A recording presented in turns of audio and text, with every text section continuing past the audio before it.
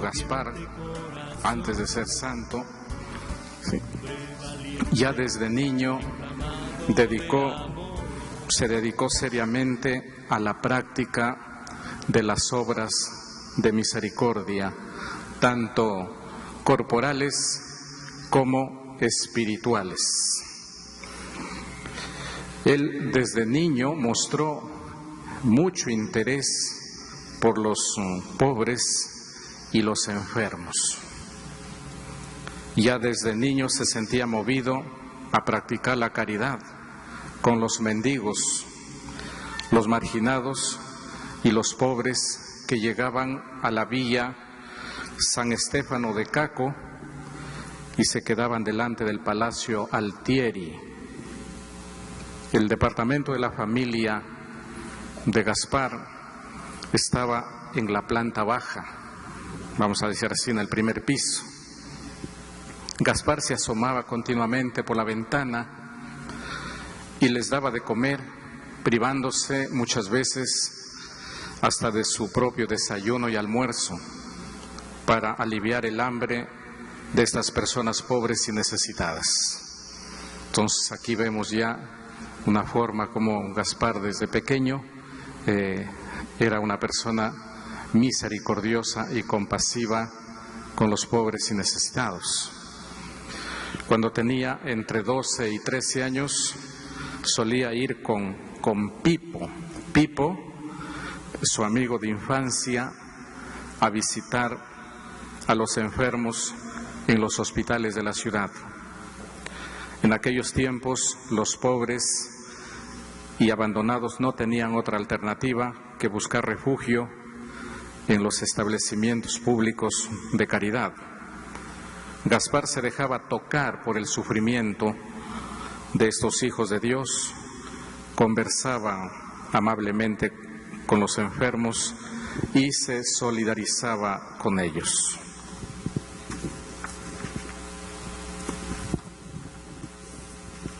A los 18 años de edad empezó a exhibir una de sus cualidades principales, la de organizar actividades para las personas marginadas.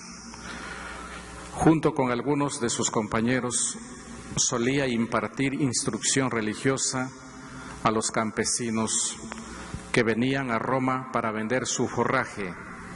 Enseñaba el catecismo a los huérfanos, a los niños de las familias pobres y a los que no tenían casa les buscaba dónde pasar la noche. En este sentido, Gaspar era un joven que no se contentaba con hablar, con hacer discursos, sino que atendía las necesidades de la sociedad con hechos y con sacrificios.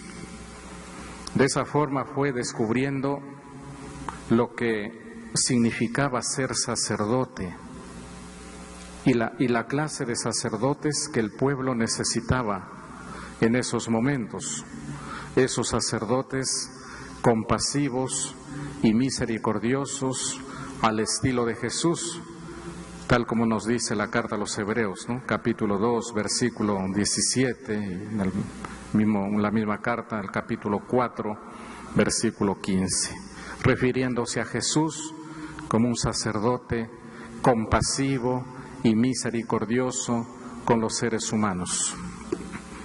Merece una mención especial su actividad en el hospicio de Santa Gala, donde un grupo de sacerdotes se dedicaba a impartir instrucción a las personas pobres y a brindar alojamiento a los que no tenían a dónde vivir.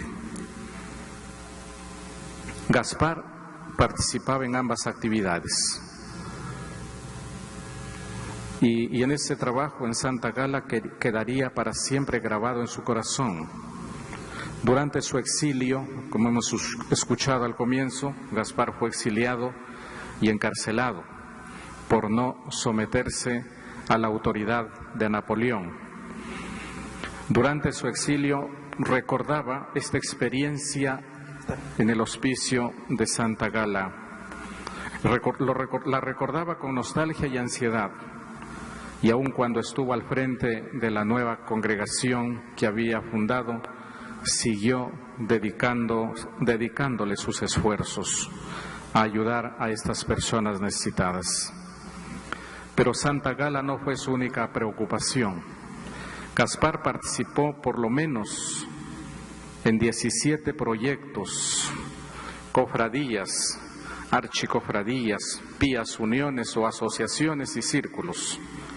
Cada uno de ellos estaba vinculado con un lugar de culto, un santo, una práctica litúrgica o una actividad caritativa. Y participaban no solo sacerdotes, sino también laicos, padres de familia, ancianos, personas de toda clase social. Gaspar enseñaba también el catecismo a los niños, incluidos los niños de la calle. Los buscaba personalmente y los llamaba por su nombre. Los trataba con bondad, les hablaba de Dios y les adoctrinaba sobre Jesús. Aunque ocupado en muchas actividades, este es otro rasgo donde se resalta la compasión y misericordia de Gaspar. Se interesaba también por los presos, por quienes sentía una gran compasión. De ahí que encargara a los sacerdotes de Santa Gala la formación espiritual de los encarcelados. Frecuentaba también el correccional de menores cercano a la iglesia de Santa Balbina. Se cuenta que Gaspar siempre demostraba mucho interés y solicitud por los presos. Esto debido a su experiencia de personal de prisión. Él estuvo encarcelado mucho tiempo. Durante sus misiones apostólicas solía visitar sistemáticamente las cárceles y no pocas veces escribía cartas enérgicas a favor de los presos.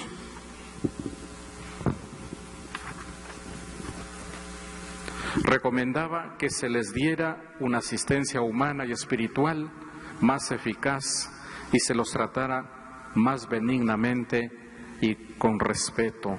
En algunos casos desesperados solicitaba abiertamente la reducción de la sentencia o incluso la liberación anticipada.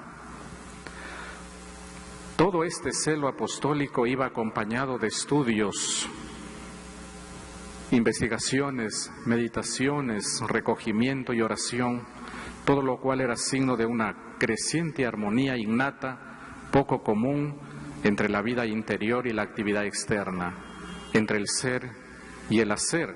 Lo que hoy llamaríamos, Gaspar fue un contemplativo en acción.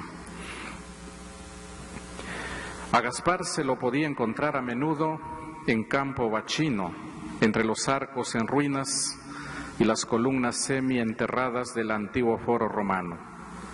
Allí se juntaban los jornaleros que venían del campo para buscar trabajo o para vender el forraje que traían en sus carretas. Se les llamaba también los carretoneros de la Plaza Montanara.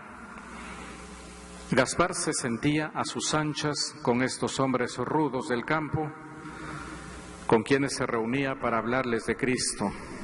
Con ellos aprendió a hablar en público y a multitudes y pudo desarrollar su don natural de hablar de forma que todos lo entendían.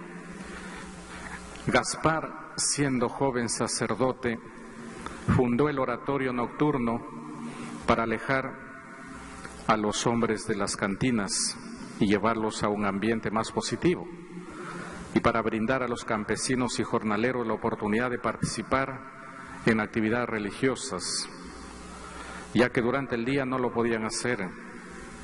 La pequeña iglesia medieval de Santa María in Vincis, dependiente de San Nicola en Carcere, era el lugar donde se desarrollaba este apostolado especialmente amado por Gaspar, junto con algunos de sus compañeros sacerdotes. Se dice que a petición del abad Canali, Gaspar predicó una vez los ejercicios espirituales a los pobres de las termas, concretamente el año 1813. En esas espléndidas termas antiguas vivían personas que apenas contaban con el sustento básico. Se sentían despreciadas y abandonadas por todos, pero se daban cuenta de que esos sacerdotes vestidos de negro las amaban y querían su salvación. Durante su exilio, que duró 4 años, la compasión de Gaspar se fue ahondando cada vez más.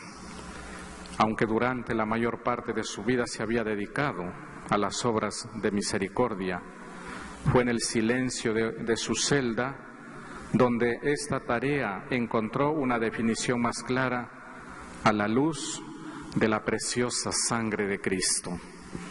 En la soledad del exilio se le presentó clara la visión de continuar con las obras de misericordia y evangelización, pero en el contexto de una comunidad, no solo.